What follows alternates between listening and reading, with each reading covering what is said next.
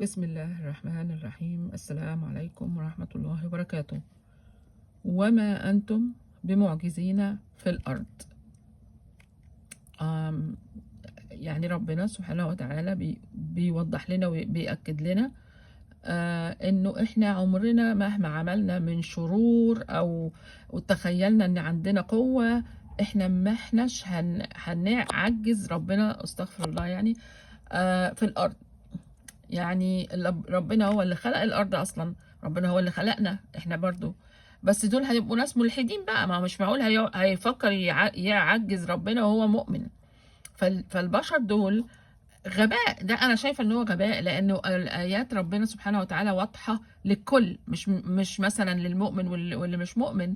بس في ناس بتسمع كلام الشيطان أو عندها عقد نفسية، وبتفكر انه هي تقدر يعني تعطل حاجة ربنا كتبها او تمنع حاجة ربنا عايزها. لا، هم ما قروش القرآن. هم لو كانوا قروا القرآن كانوا فهموا ان ربنا قايل ومكرر كذا مرة ان الموضوع ده بإيده هو لوحده سبحانه وتعالى. فطبعا دي كلها بتبقى عبرة لمن يعتبر. العالم دي نهايتها بتبقى سودة.